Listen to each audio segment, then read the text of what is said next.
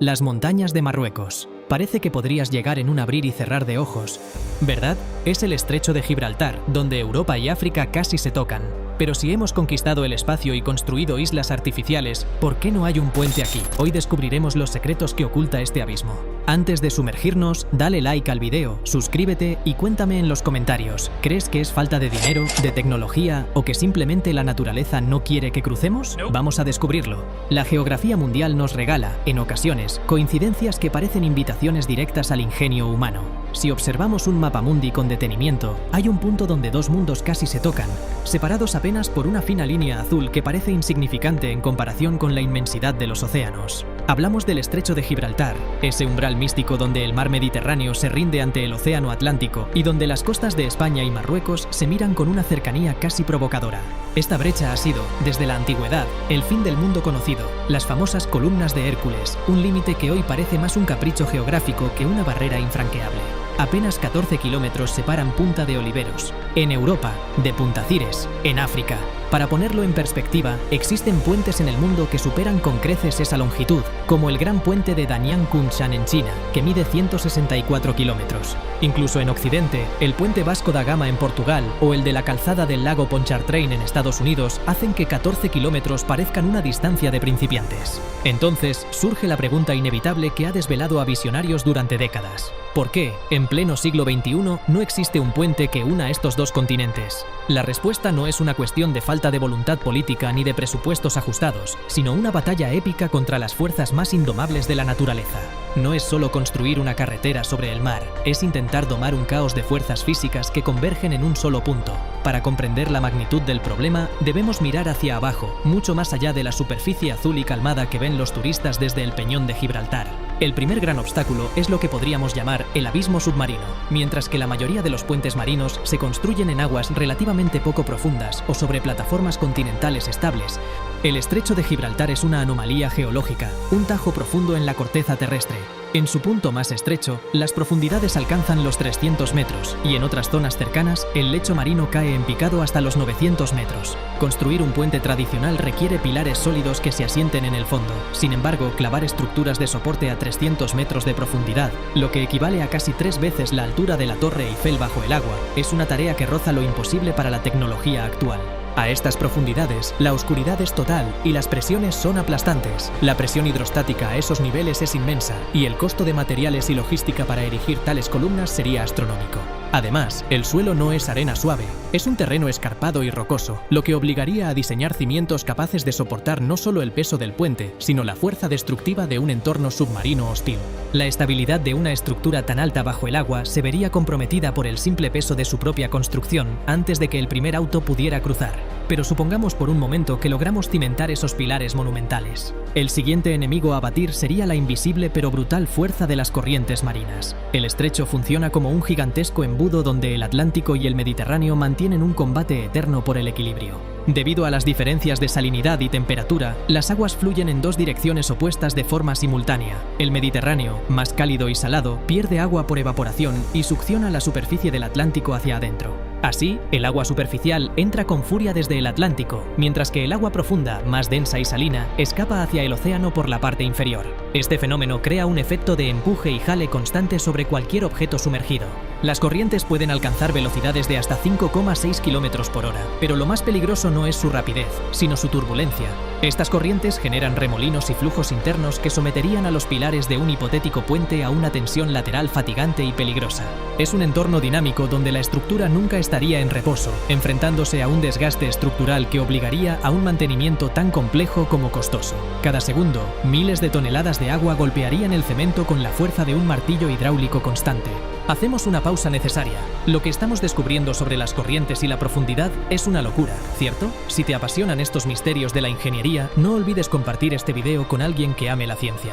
Tu apoyo es fundamental para que sigamos trayendo contenido de calidad.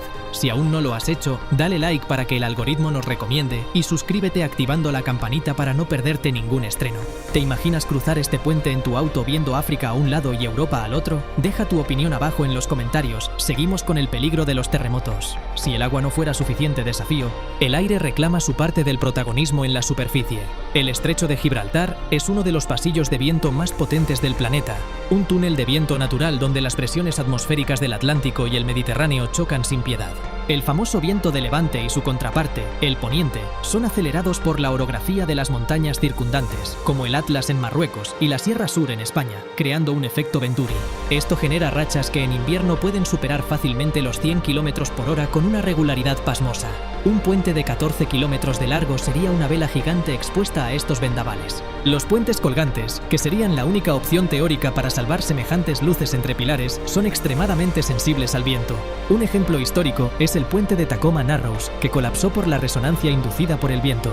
En Gibraltar, la estructura tendría que lidiar con vientos que cambian de dirección bruscamente, lo que generaría oscilaciones peligrosas para el tránsito y para la integridad de la obra misma. Diseñar una estructura que no se convierta en un instrumento musical gigante vibrando hasta romperse es un reto que todavía quita el sueño a los arquitectos más audaces. No obstante, el factor más determinante y aterrador para los ingenieros no es el viento ni el agua, sino el suelo que pisamos. El estrecho no es una tierra firme y estática, se asienta exactamente sobre el límite de dos placas tectónicas, la placa euroasiática y la placa africana. Esta es una zona sísmicamente inestable donde la tierra se mueve de forma imperceptible pero constante. Las placas chocan y se deslizan, acumulando una tensión monstruosa que se libera periódicamente en forma de terremotos. La fricción entre estos dos gigantes de piedra hace que la construcción de una estructura rígida sea una receta para el desastre. Imaginen un puente anclado en dos continentes que se mueven en direcciones distintas. Es como intentar unir dos barcos que se alejan lentamente.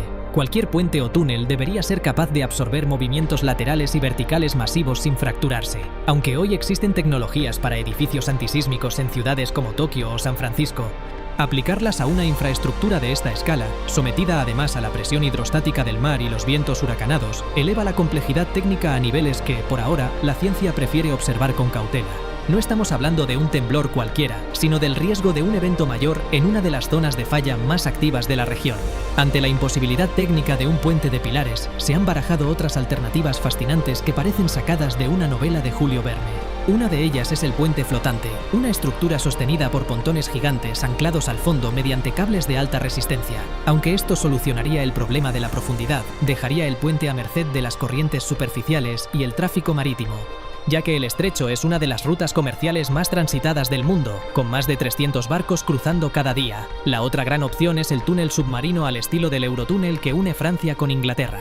España y Marruecos han estudiado esta posibilidad durante décadas, pero el túnel bajo Gibraltar presentaría problemas aún más graves. A diferencia del Canal de la Mancha, donde la roca es tiza blanda y fácil de excavar, el suelo de Gibraltar es una mezcla caótica de arcillas y rocas duras. Además, la profundidad obligaría a excavar a niveles donde la presión de la roca y la temperatura serían extremas, llegando a los 500 metros bajo el nivel del mar para esquivar los cañones submarinos. La falla tectónica seguiría siendo una amenaza constante. Un túnel que se agrieta bajo 500 metros de agua no ofrece muchas oportunidades de escape.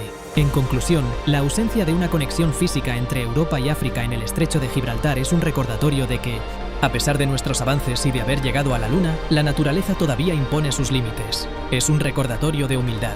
La combinación de abismos submarinos que parecen infinitos, corrientes bipolares que luchan por el control, vientos huracanados que barren la superficie y una geología inestable que amenaza con sacudirlo todo, forma una barrera natural perfecta.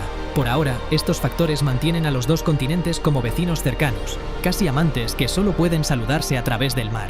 Quizás en el futuro, con el descubrimiento de nuevos materiales como el grafeno o nanotubos de carbono y técnicas de ingeniería que hoy parecen ciencia ficción, ese sueño de 14 kilómetros deje de ser un abismo para convertirse en un lazo de acero y hormigón.